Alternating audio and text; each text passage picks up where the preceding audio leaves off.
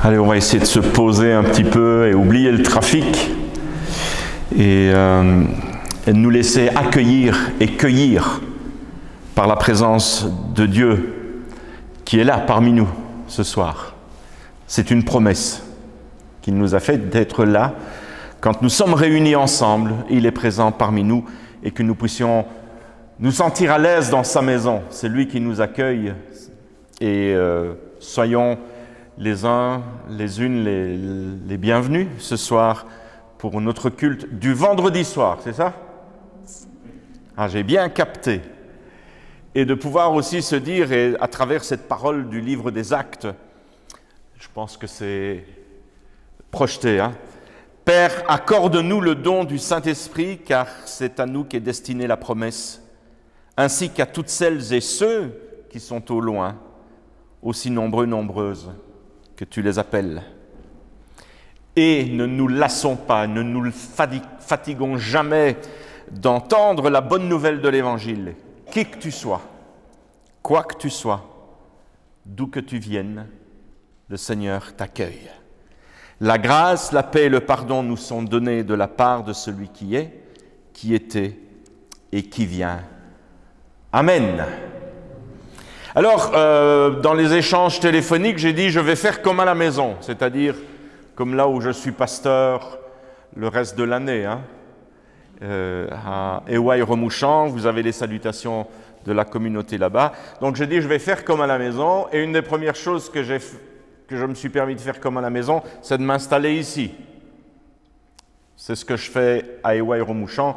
Je suis tout près des gens. Trop haut, c'est trop haut, quoi. Hein. J'ai besoin de contacts un peu plus rapprochés. Et la deuxième chose, c'est j'ai pris ma guitare pour chanter. On va essayer avec le masque, hein, même si ce n'est pas évident, mais je pense qu'on peut y arriver. Si on y arrive dans les Ardennes, on peut y arriver ici. Hein. Et n'oubliez pas une chose, je suis né à Anse.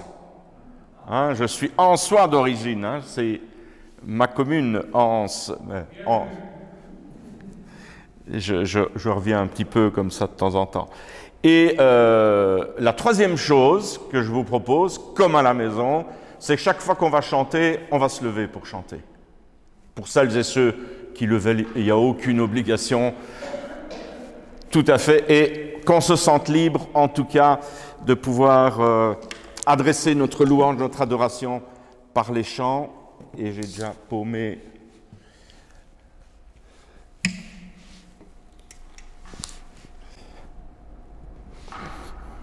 Voilà, je nous invite à chanter ce premier chant, « Je viens dans ta maison ».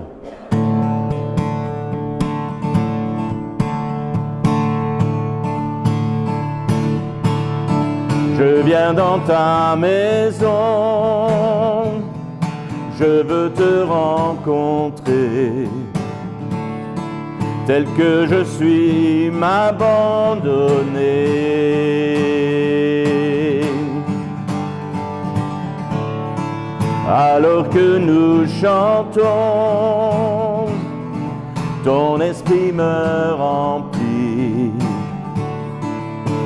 Mon âme est libérée. Je viens dans ta maison. Je viens dans ta maison. Je veux te rencontrer. Tel que je suis m'abandonner. Alors que nous chantons, ton esprit me remplit. Mon âme est libérée. Je te vois, je t'entends, près de moi tu es là. Viens et souffle sur moi. Je ressens ta présence comme un feu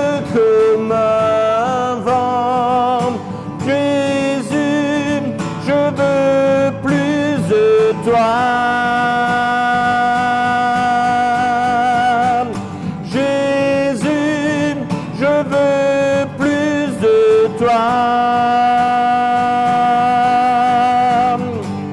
Jésus, je veux plus de toi.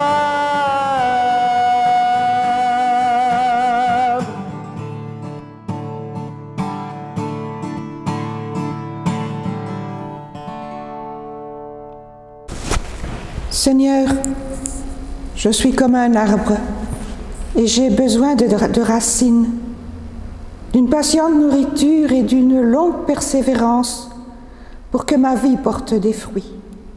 Enracine-moi en toi, par la confiance et l'espérance. Seigneur, je suis comme un arbre et je voudrais parfois être comme les oiseaux qui vont et viennent, qui changent de nid, qui se déplacent avec légèreté.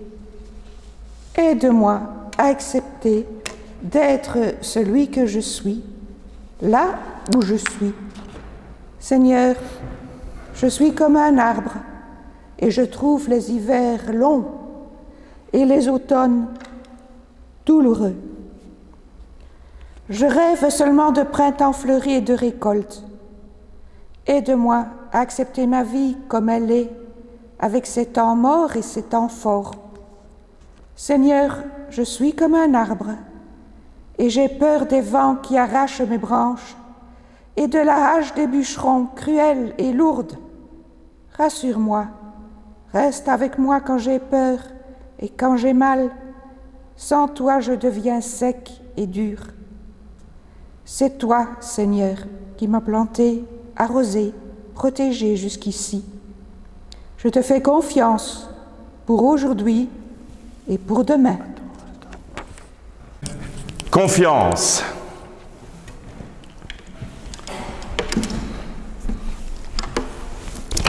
Eh bien, c'est ce que je nous propose, hein, avec un chant, je suppose, qu'on doit connaître.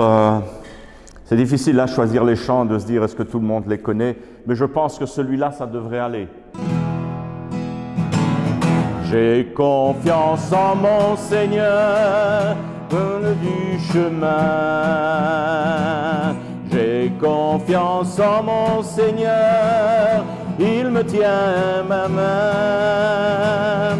À travers l'orage grondant, mon cœur est en paix. J'ai confiance en mon Seigneur et je suis gardé. Quel ami fidèle,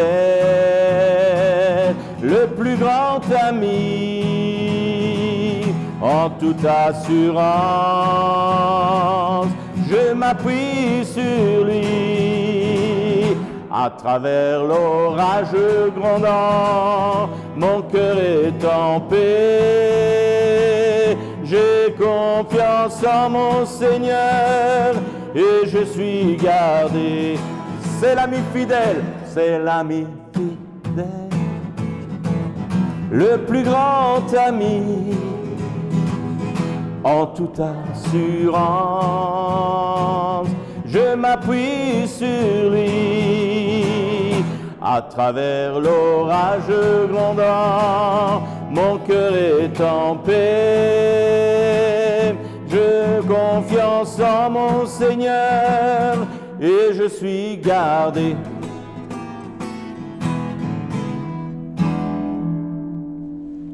Et on reste debout pour le chant suivant. L'amour de Dieu est étonnant et il est sans changement.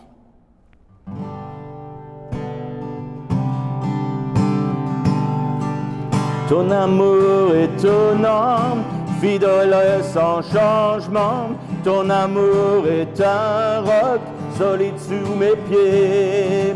Ton amour mystérieux me protège en tout lieu, me remplit de douceur et me fait chanter. Alléluia, Alléluia, Alléluia. Ton amour est là, oh Alléluia, Alléluia, Alléluia. Ton amour est là, ton amour me surprend, je je me sens envahi par la joie qui grandit tout au fond de moi. Et quand tu m'apparais, ta bonté transparaît, je sens monter en moi un chant pour mon roi. Oh, Alléluia, Alléluia, Alléluia. Ton amour est là, oh, Alléluia, Alléluia, Alléluia. Ton amour est là, oh, Alléluia, Alléluia, Alléluia. Ton amour est là, oh, Alléluia, Alléluia, Alléluia. Ton amour est là.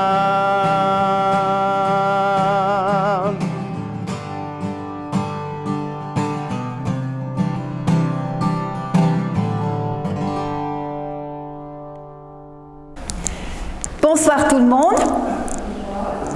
Là? Ça va là? Ok. Eh bien, rebonsoir tout le monde. Ça va mieux? Voilà. Sur la terre, il y a des gens qui ont su garder leur cœur et leur regard d'enfant. Et j'ai envie maintenant de vous parler d'un homme qui a su garder son cœur et son regard d'enfant. Il était une fois Rabbi Melech. Et Rabbi Melech, il avait justement cet air tout innocent, ce sourire dans lequel on avait envie de plonger, de disparaître. Ce regard qui faisait penser au ciel, tout simplement. Les gens, ils l'attendaient. Ils espéraient sa venue. Ils espéraient que dans ces voyages, ils s'arrêtent un jour dans leur village pour venir simplement leur parler, les écouter. Et voilà justement qu'il arrive dans un village, Rabbi Melech. Ils sont si contents de l'accueillir. Les enfants courent devant lui avec des cris, avec des chants. Et lui, tout simplement, il entre dans les maisons. Il s'assied près des malades. Parfois, il ne dit rien, parce qu'il n'y a rien à dire devant la souffrance. Juste être là, juste une présence. Parfois, il parle beaucoup, parce qu'on a envie d'entendre ce qu'il a à dire. Et ces paroles, elles font tellement de bien. C'est comme un ruisseau, comme une rivière. On sait d'où elles viennent. Parfois, il joue avec les enfants. Ils ont l'air tellement contents qu'on est content pour eux. Ah, Rabbi Melech, il est comme ça. Il est resté plusieurs jours dans ce village et c'est comme si le soleil était revenu dans le ciel bleu. C'est comme si c'était la fête tous les jours. Mais il est temps pour lui de partir, d'aller ailleurs, d'aller semer ses paroles, cette présence, cet amour dans d'autres endroits, là où il est attendu. Il entre dans le carrosse. Le cocher claque un coup de fouet, les chevaux avancent. Mais tout à coup derrière, on entend « Rabbi Melech, on veut encore vous entendre! Rabbi Melech, parlez-nous encore, s'il vous plaît, Rabbi Melech! On veut encore être avec vous! » « Qu'est-ce qui se passe ?» demande Rabbi Melech au cocher. « Ils disent qu'ils veulent encore vous entendre, ils veulent encore de vos paroles. Ils veulent devenir meilleurs, disent-ils. » Ils veulent devenir meilleurs? Oh ben moi aussi je veux devenir meilleur. Je vais les rejoindre. Et il descend du carrosse. Et le voilà qui marche derrière le carrosse vide. Tous derrière et le carrosse vide devant. Il est là, avec eux, pour devenir meilleur. Et oui, il y a des gens sur la terre comme ça, qui ont gardé leur regard d'enfant, leur cœur d'enfant, et qui ont encore tout à apprendre aux autres ou à apprendre des autres. À vous de me le dire.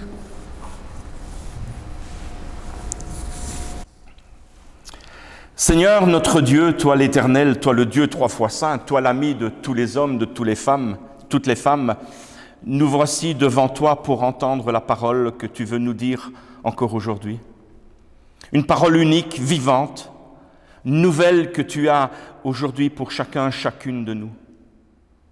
Et permets qu'à travers notre méditation de ce soir et cette méditation de l'Écriture, nous puissions nous ouvrir à cette parole que tu as. Viens toi-même nous donner ton esprit, afin que nous puissions recevoir ainsi la nourriture spirituelle dont nous avons besoin pour avancer sur notre route, avec toi, avec nos frères, avec nos sœurs. Mais Seigneur, surtout, nous avons besoin que tu viennes encore ce soir nous saisir et nous donner apaisement pour entendre cette parole. Seigneur, fais taire en nous toutes les voix qui peuvent nous distraire, toutes ces 1001 choses qui se bousculent. On a besoin de ton souffle dans notre vie. Seigneur, nous te disons déjà merci pour ta parole et ce qu'elle va encore nous dire. Sois béni. C'est en Jésus que nous te prions. Amen. Et nous écouterons 3 courtes lectures du texte biblique. Tout est affiché du livre du Lévitique, de l'Évangile selon Luc et la première épître de Paul à l'église de Corinthe. Et nous écouterons et nous mettrons à l'écoute des lectures. Voilà, la première lecture est donc la lecture dans le Lévitique, au chapitre 13, les versets 1 et 2, 45, 46. Le Seigneur dit à Moïse et à Aaron: quand une boursouflure, une tache blanchâtre ou luisante apparaît sur la peau de quelqu'un et prend l'aspect d'une forme de lèpre, on l'amène chez le prêtre Aaron ou chez l'un de ses descendants.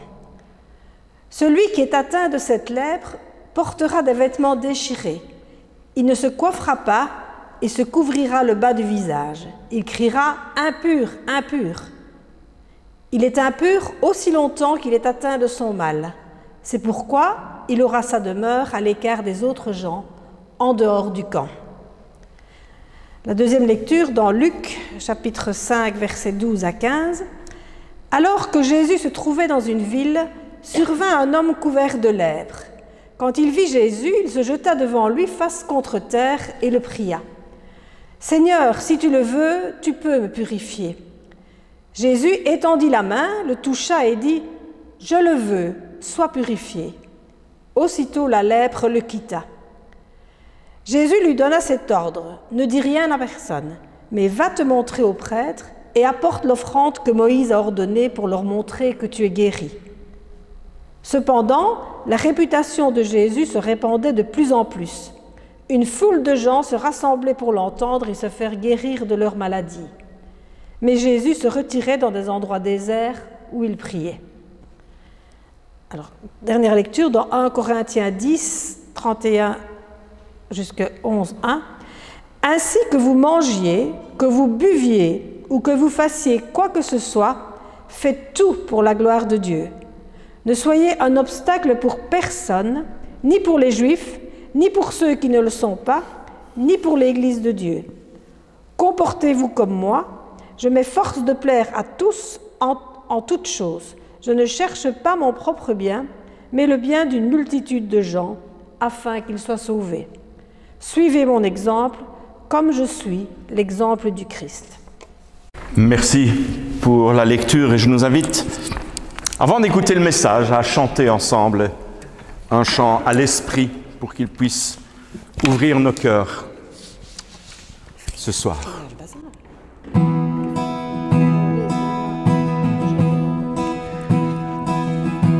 Viens, Esprit du Dieu vivant, sois le maître en moi.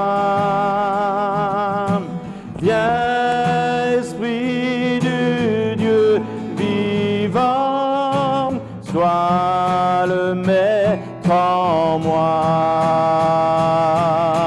Sonde-moi, brûle-moi, brise-moi, façonne-moi. Viens, Esprit du Dieu vivant, viens et règne en moi.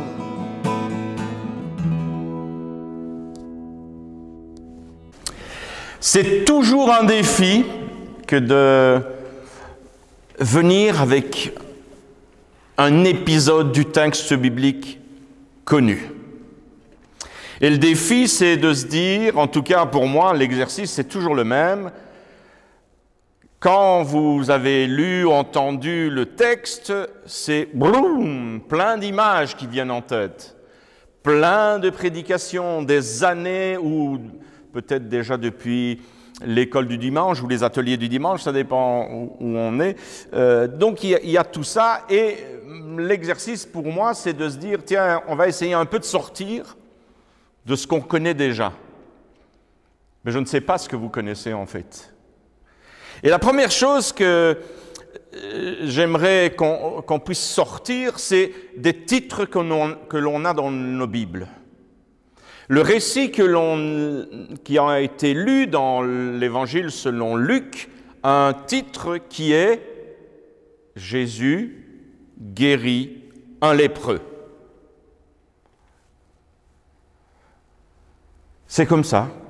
Dans nos traductions, il y a souvent ce titre. Je ne sais pas le pourcentage, mais très souvent, c'est « Jésus guérit un lépreux ». Et moi, de vous dire, ce récit n'a rien à voir avec la guérison de qui que ce soit. Jésus n'est pas en train de guérir un lépreux. Jésus ne guérit personne. D'ailleurs, il n'y a même pas de lépreux dans le texte. Alors, vous voyez le titre que j'ai pour nous aujourd'hui, un lépreux purifié, ou bien avons-nous besoin d'un signe? C'est un peu ce qu'on va essayer de voir ensemble durant ce message. Celui dont il est question dans le texte de l'Évangile selon Luc n'est pas un lépreux, c'est un homme couvert de lèpre. Vous allez me dire, Nicolas, tu essayes de jouer sur les mots. Non, non, non. Pour moi, ça a une importance significative. C'est un homme, certes, pas un malade, un homme, un être humain. Et cette façon de le désigner change non seulement la manière de lire le texte, mais la manière de penser à celles et ceux qui sont malades de quelque maladie que ce soit. Tous ceux qui peuvent se rendre dans des hôpitaux aujourd'hui ou dans des lieux où il y a des gens atteints par la maladie, ils le savent bien. C'est une chose d'être vu comme malade et c'en est une autre d'être considéré comme une personne souffrant d'une maladie. Voilà un homme couvert de lèpre et la lèpre, ce n'est pas une maladie comme les autres. Elle est un peu particulière, non seulement parce que les connaissances médicales à ce sujet, il y a plus de 2000 ans, ne sont pas celles qu'on a aujourd'hui, elles sont très limitées à l'époque. D'ailleurs, plusieurs maladies pouvaient être considérées comme lèpre et qui montrent que cette maladie altérait la peau d'une personne et aujourd'hui, on connaît bien, on maîtrise un peu plus ce qu'est la lèpre. Mais à l'époque, tout ce qui était considéré comme lèpre rendrait la personne impure. Alors, ça veut dire quoi, être impur à l'époque? On l'a entendu dans les lectures, laissez-moi reparler encore de ça. Être impur à une certaine époque, quoique, on verra un petit peu, c'est être mis à l'écart. C'est être une personne exclue de toute la sphère familiale, sociale et religieuse. Et ça, tant que le risque de contagion existait. La personne était exclue. La personne était considérée, déclarée impure parce qu'elle pouvait, on ne sait jamais, contaminer les autres et les rendre à leur tour impurs. Voilà l'enjeu, hein? Qu'ils soient impurs, ouais, mais pas qu'ils me rendent impur, moi, qu'ils soient un peu à l'écart. Alors, je fais une petite parenthèse, c'est pas dans ce que nous vivons dans notre société aujourd'hui, hein? Je vous vois toutes et tous masqués, là, c'est pas par rapport à ça, hein. S'il y en a qui veulent faire des rapprochements, libre à vous, chacun est libre, mais la lèpre est une maladie redoutable et redoutée, aussi bien à l'époque du Premier Testament, comme on l'a lu dans le livre du Lévitique, qu'à l'époque de Jésus. C'est quelque chose qui est redouté. Et d'ailleurs, ça va être comme ça à peu près jusqu'au XVIIe siècle en Europe. On va redouter cette maladie. C'est une maladie qui attaque la peau, hein, on sait, qui attaque les nerfs, et surtout, elle est impressionnante par ses effets secondaires sur les mains, les pieds et le visage. On est carrément déformé. Je pense que vous avez déjà vu certainement lors de campagnes ou d'autres des photos ou des images par rapport à cette maladie. Et les humains n'avaient aucune solution pour elle. La seule chose qu'on pouvait faire était de constater que la personne était malade, que la personne malade était toujours malade et donc qui devait rester à l'écart, bien loin des autres, surtout ne t'approche pas trop, et aussi longtemps que tu n'étais pas guéri, tu devais rester à l'écart. Tu ne viens pas dans ma petite bulle, dans ma petite sphère, non, tu restes à l'écart, et quand tu seras guéri, tu pourras être réintégré dans le cercle, dans la société, dans la famille.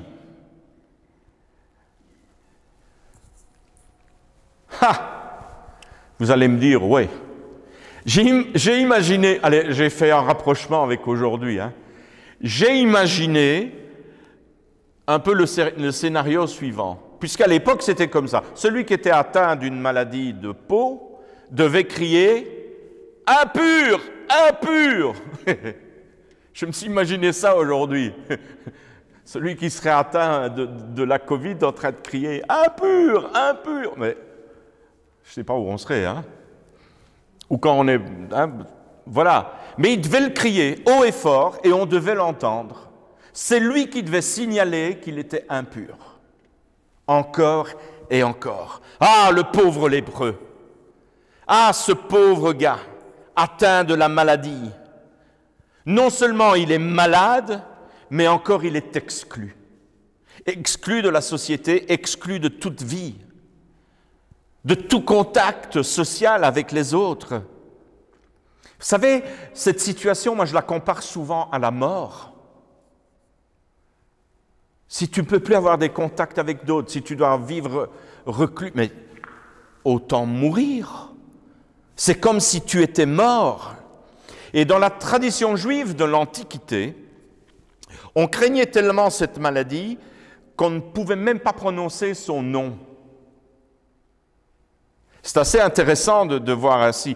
Et vous savez, ils avaient un autre terme pour désigner cette maladie. Ils appelaient cette maladie, pour ne pas la nommer, l'autre chose. Ils sont atteints de l'autre chose. Et lorsqu'on disait qu'une personne avait attrapé l'autre chose, tout le monde comprenait de quoi il s'agissait. La lèpre, elle existe encore aujourd'hui dans certains pays. Malheureusement, c'est une réalité. Dans certaines régions du monde, elle est encore là, elle touche encore des millions de personnes. Et souvent, vous savez, cette maladie, elle a été considérée comme étant une punition de Dieu. Comme si Dieu punissait l'humain avec cette maladie. Pourquoi est-ce que je dis ça? Parce que il me semble qu'on a aussi une autre notion. Si lui devait crier, ou si cette personne atteinte de cette maladie devait crier « impur, impur », c'est qu'il existe une pureté quelque part. Et la pureté, c'est une notion religieuse, essentiellement. La condition nécessaire pour entrer en relation avec le divin, pour faire partie de l'ensemble du peuple qui appartient à ce Dieu-là. Tu dois être pur. Et dans le livre du Lévitique que nous avons lu tout à l'heure, et si vous avez le temps en rentrant ce soir, si je ne termine pas trop tard le culte, vous aurez encore le temps d'aller relire ces chapitres du Lévitique. Ce n'est pas les meilleurs chapitres à aller lire, mais allez voir, il y a plusieurs chapitres consacrés dans ce livre à la pureté et à l'impureté. Toutes des choses à respecter, ceci, cela. L'évangile selon Luc, en tout cas, quand Luc va rédiger son évangile, qui revient à la même chose, il nous raconte quelque chose d'inouï pour moi. C'est assez extraordinaire ce qu'il nous raconte. Il nous dit que ce gars qui est considéré comme impur et qui doit le crier, il ne respecte pas les règles. Ça va, on l'a entendu dans la lecture. Il ne respecte pas les règles, il ose s'approcher de Jésus, s'immiscer dans la foule. Et il n'a même pas crié « impur, impur ». Quel désobéissant. C'est pas bien ça. Mais Jésus non plus ne respecte pas les règles. Excusez-moi du peu. Jésus non plus ne respecte pas les règles. Il accepte de le toucher.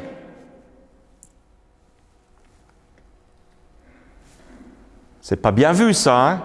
Tu touches quelqu'un d'impur, tu deviens impur. Mais il pose un acte. Et le geste de Jésus purifie le lépreux. C'est d'où le terme « un lépreux purifié ». Jésus touche et le lépreux est purifié. Ce n'est pas le terme « guéri » qu'il est mis là. Il est purifié. À nouveau insérable, donc il redevient pur, à nouveau insérable dans la société. Waouh! Que du bonheur! Réinsérable dans la société, dans sa famille, auprès des siens. Il lui demande d'aller se montrer au prêtre, telle était la règle. Et le prêtre est le seul habilité à pouvoir officiellement déclarer celui atteint de maladie pure, entre guillemets, guéri. En somme, c'est comme si Jésus venait de le ressusciter, de le relever, de le remettre debout. C'est ce que peut-être dans notre langage très patois de Canaan, on va appeler miracle. Hein? Oh, c'est un miracle. Alléluia. Dans la Bible, c'est plutôt appelé un signe. Jésus a fait un signe. C'est un signe qu'il pose. Un signe lourd de conséquences. Un signe messianique, porteur d'un message que personne d'autre ne pouvait apporter à part lui. Purifié de la lèpre. L'homme qui était couvert de lèpre, de cette maladie horrible qui le mettait à l'écart, il ne demande pas à Jésus « guéris-moi ». C'est pas ce qu'il demande, c'est pas sa prière, c'est pas le sujet de sa conversation. Mais il dit « rends-moi pur, purifie-moi, rends-moi pur ». Et ce récit, pour moi, est un récit de purification. C'est un récit d'humanisation. C'est un récit d'intégration, d'inclusion. Et le signe que Jésus pose, qu'il a accompli, est destiné aux lépreux, aux prêtres, mais pas seulement. L'homme purifié va devenir un évangéliste hors pair et répandre la bonne nouvelle de l'évangile partout. Et par l'intermédiaire de son témoignage, de ce qu'il va dire, de ce qu'il vient de vivre, excusez-moi d'être comme ça, si franc, toi et moi, quand on lit ce texte encore aujourd'hui, c'est parce que cet homme a rendu témoignage. Il a osé. Ce signe accompli par Jésus a un double sens. D'abord, il nous dit que les choses peuvent changer chez nous. Rien n'est figé. Mais lorsque nous pensons, vous savez, il y a des moments dans la vie, je ne sais pas vous, mais moi je me connais, ok? Et je pense que souvent il m'arrive que j'arrive à des moments, à des carrefours comme ça dans ma vie où je me dis, laisse tomber, c'est désespéré. Laisse tomber, ça n'ira pas. Et là, le texte aujourd'hui nous dit, ça peut changer. Ça peut changer. Ce qui nous est dit, c'est qu'il y a une seule personne capable de faire ça, Jésus. Jésus peut faire que ça change. Jésus est capable qu'il y ait un changement. Et vous savez, ces deux éléments nous invitent à la foi, donc à la confiance et à l'espérance. Confiance et espérance. Par contre, parce que nous sommes des hommes et des femmes, des humains, on aime bien le sensationnel. On aime bien ce qui tape à l'œil, quoi. On aurait bien voulu que ce soit un miracle, en fait. C'est ça que je suis en train de dire. Et pas un signe. Que ce soit, le spectaculaire. Mais qu'est-ce qu'on aime bien, ça? Mais si on s'attend à ça, on risque fort d'être déçu. Vous savez, souvent je me demande si ce n'est pas ce côté spectaculaire qui est attendu qui font qu'aujourd'hui beaucoup des personnes autour de nous disent, ou peut-être nous-mêmes, nous pouvons dire, pourquoi est-ce qu'il y a encore tant de malades aujourd'hui? Pourquoi? Ce que Jésus a fait ce jour-là, c'est pas en tout cas, ce n'était pas destiné à répondre à ce type de questions. Il voulait poser un signe positif et un signe fort pour soutenir un message évangélique. Évangélique dans le sens imprégné de la bonne nouvelle qu'il est. Il voulait poser quelque chose de fort. Ce message évangélique, c'est ce qu'on a entendu tout à l'heure. Qui que tu sois, quoi que tu sois, d'où que tu viennes, la grâce de Dieu, elle est pour toi. C'est ça le signe qu'il pose. Fort. D'ailleurs, excusez-moi, mais je pense que le texte biblique, en tout cas les évangiles, n'évoquent pas la guérison de tous les malades de son époque et de son entourage. Tout le monde n'a pas été guéri. Alors, pour qui veut voir les signes positifs et forts pour soutenir le message évangélique, existe bel et bien aujourd'hui. Il suffit d'ouvrir un peu les yeux et de voir les signes. Si je m'attends à du spectaculaire, courage. Peut-être ça viendra. Mais si on veut se donner la peine de détecter les signes posés, il nous donnera la force de les voir. Et ça par le souffle de l'Esprit dans nos vies. On verra les signes. Parce que nous pouvons en être les acteurs et les destinataires. Alors aujourd'hui, est-ce qu'on a besoin d'un signe? Avons-nous besoin d'un signe aujourd'hui? Ou bien, je pourrais reprendre un petit peu la question autrement, je pourrais dire, de quel signe a-t-on besoin aujourd'hui? Ou peut-être un peu plus personnalisé, de quel signe as-tu besoin aujourd'hui? C'est quoi le signe que tu attends? C'est quoi le besoin que tu as? Mais aussi, je peux être moi poseur d'un signe aujourd'hui. Je peux aussi moi poser un signe.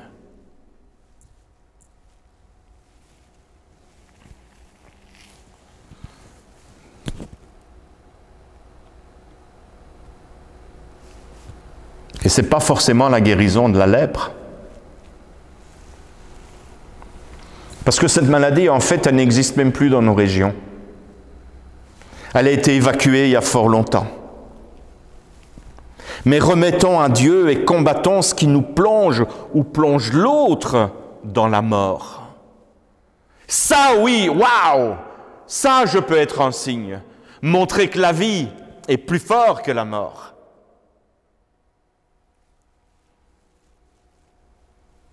Détecter et pouvoir voir ce qui me met ou ce qui met l'autre à l'écart. Ce qui me garde ou ce qui garde l'autre prisonnier. On va lire ensemble, en tout cas je vais lire, si tu peux passer à l'autre slide. Ce petit texte, excusez-moi, je ne sais plus de qui il est. Je l'ai noté un jour quelque part. Ou de qui, elle, voilà, qui, elle ou il, hein, je ne sais plus, mais de pouvoir se rappeler que la pureté pour Jésus de Nazareth n'est pas un état décrété par qui que ce soit. La véritable pureté est une force intérieure à chaque être humain, une force qui veille sur les vivants pour soigner, pour rétablir les relations altérées, pour réintégrer l'humain dans l'humanité. La pureté de Jésus-Christ, c'est de refuser fermement l'enfermement de l'homme, de la femme couvert de lèpre, et d'enfermer la personne, non pas de la maladie, on en fait un sujet. Pas simplement, il est couvert de lèpre, mais on va dire non, c'est un lépreux. Et quand on est comme ça, on enferme l'autre. Il devient sujet. Il est lépreux. Non, il a la lèpre. C'est pas la même chose. Et Jésus va refuser ça. Tout enfermement. Jésus pose un signe. Et de ce signe coule à travers lui la source créatrice de vie. C'est de s'accorder une chose. S'il te plaît, rends-moi pur. Jésus pose un signe. Cette eau vive qui coule de lui le remet debout, le ressuscite, le rétablit dans sa dignité humaine. C'est un relèvement.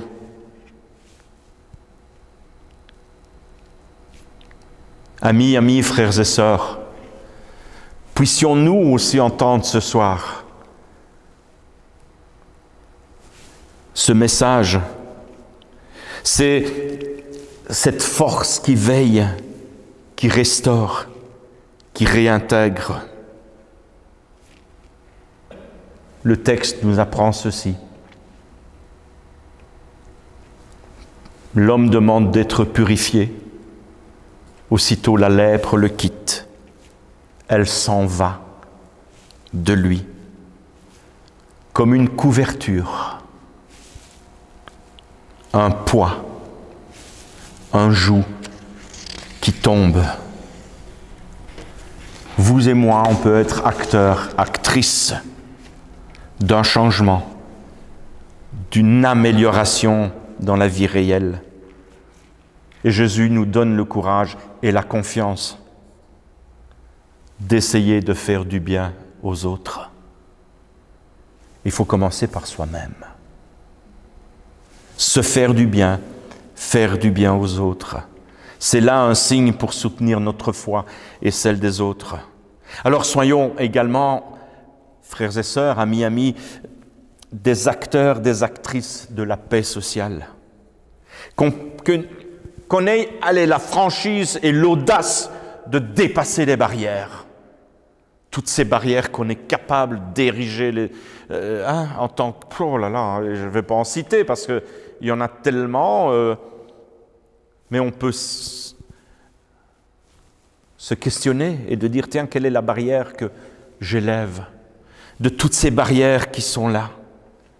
Et si j'osais la fraternité, si j'osais me rapprocher de Dieu avec confiance, si j'osais aspirer à la vie. Dans le texte de l'Évangile, on a ceci. L'homme demande si tu le veux, et Jésus le veut. Jésus le veut pour nous aussi. Et la question qui reste en suspens, c'est « Mais nous, le voulons-nous à notre tour ?» Et je terminerai par ce petit texte qui va aussi s'afficher derrière moi. Tendre la main, toucher, traverser les jugements et les déclarations, abolir les murs et les catégories, se rendre proche de celui ou celle qui ne peut plus être, qui n'ose plus être, et qui peut alors retrouver force, vie et goût d'être vivant. Prendre soin de l'humanité pour qu'elle ne se défasse pas, et prendre soin de ne pas défaire l'humain. Heureux les cœurs purs, car ils verront Dieu. Amen. Prière, graine d'espérance. En nous, Seigneur, comme une graine, tu déposes chaque jour l'espérance qui nous fait discerner, dans la turbulence des événements, les signes du monde à venir. En nous, comme une graine, tu déposes chaque jour l'amour qui nous fait travailler avec persévérance pour que la joie soit distribuée sans compter autour de nous. En nous, comme une graine, tu déposes chaque jour la foi qui allume les lueurs obstinées dans notre existence et qui permet d'entrevoir les traits discrets de ton visage, alors même que tout crie à ton absence et que nous sommes tentés de tout abandonner. En nous, comme une graine, tu déposes tes dons. Nous te remercions, Seigneur, pour cette graine semée, mais elle reste si petite, cette graine. Et quand viennent les grands vents de la vie, elle a du mal, la graine déposée, à s'élever et à résister à tous les courants contraires qui tentent de l'étouffer. C'est pourquoi, Seigneur, augmente en nous l'espérance, augmente en nous l'amour, augmente en nous la foi.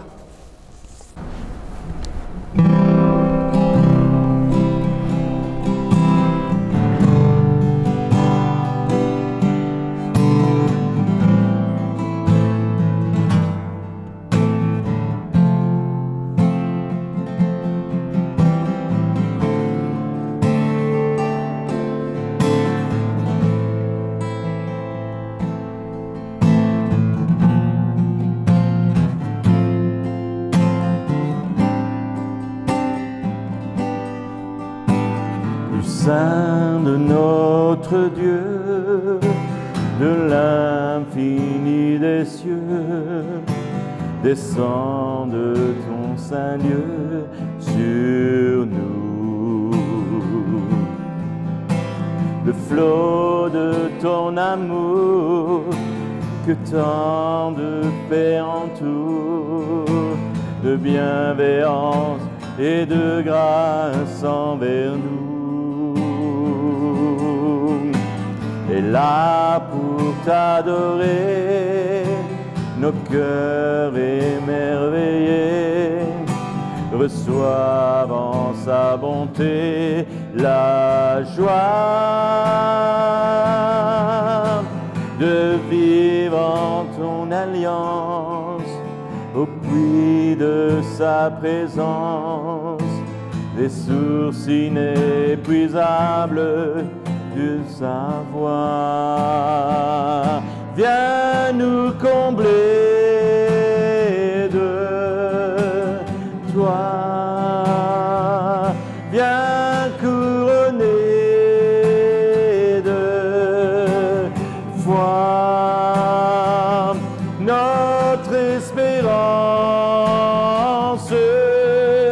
descend sur nous, ô Dieu.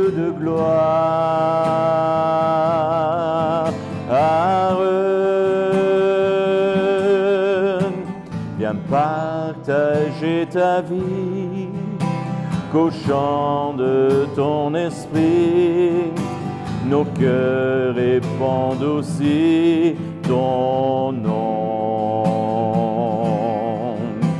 Qu'il parle et qu'il s'épanche aux sources inépuisables, pardon. Que tous ensemble aussi, devant toi réunis, nous recevions cette huile sainte, bonne et abondante, pure et bienfaisante, ordonnance éternelle de ta main. Viens nous combler de toi, viens couronner de foi notre espérance, descends sur nous, ô Dieu de gloire. Ah, reviens nous combler, viens nous combler de toi, viens couronner de foi notre espérance, descends sur nous, ô Dieu de gloire.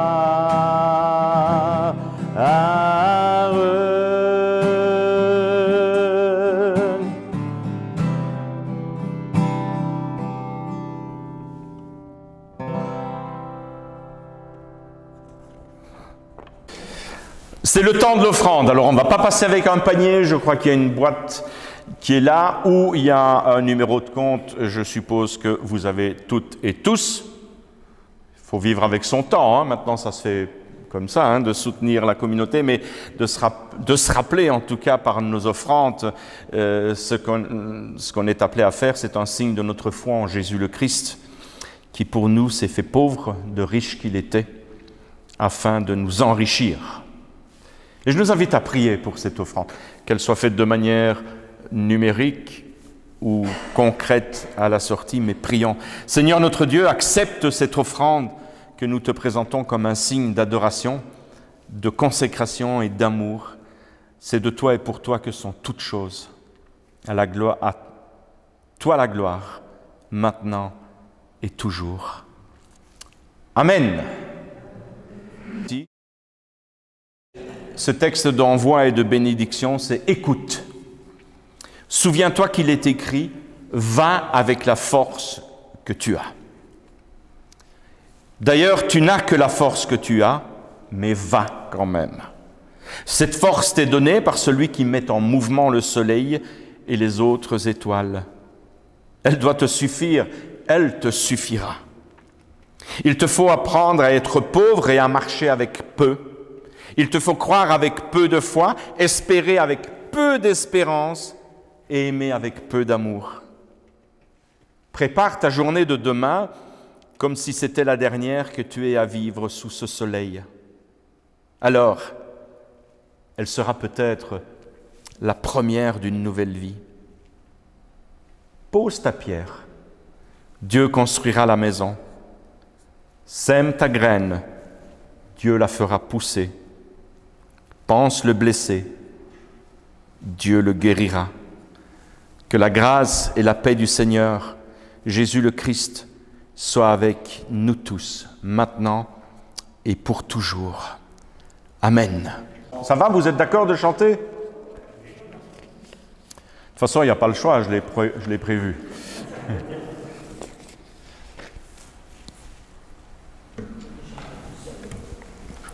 Pardon ?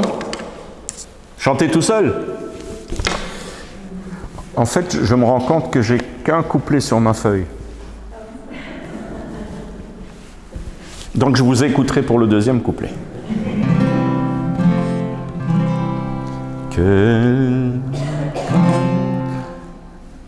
J'ai deux chants qui viennent de faire brrrzoum dans le cerveau. Voilà. Que la grâce de Dieu soit sur vous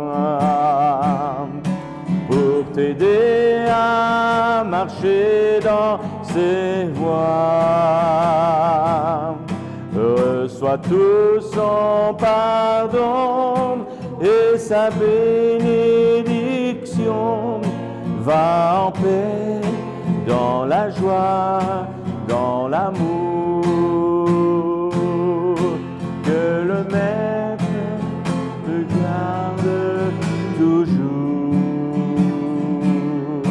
dans l'attente de ce grand retour. Mets ta main dans sa main tout au long du chemin.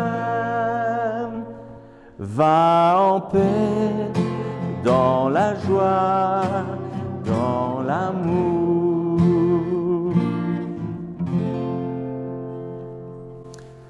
Une belle fin de soirée, un beau et bon week-end.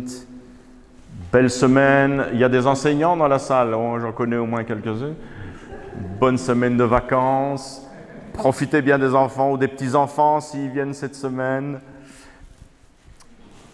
Et que la grâce de Dieu nous accompagne.